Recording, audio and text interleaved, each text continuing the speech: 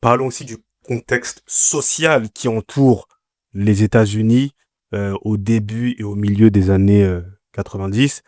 Donc, on a une période 95 où le pays clairement est fracturé en deux. Ouais. Le racisme, les tensions raciales sont à leur paroxysme. Le contexte est primordial. Si tu veux comprendre History, tu dois comprendre le contexte Jackson de cette époque-là et le contexte social aussi. Donc, comme on dit, il y a le passage à tabac de Rodney King filmé qui a fait énormément de bruit. 91, il y a l'assassinat de Latasha Arlins par l'épicière coréenne, qui ça aussi c'est un point central des émeutes de Los Angeles qui auront lieu en 92.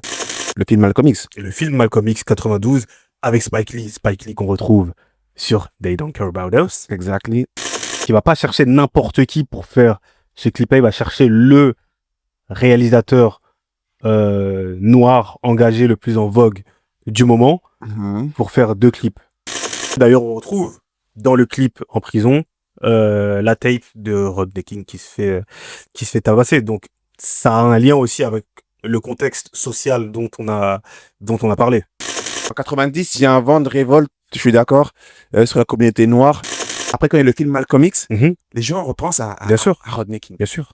Parce que c'est un film qui a eu un impact énorme dans la communauté noire américaine, mais noire mondiale. Pour moi, mondial. Hein. Ouais, mondiale. Mais on est dans cette continuité de ce vent-là. En 94 aussi, faut pas oublier de le dire, il y a l'affaire O.J. Simpson qui éclate.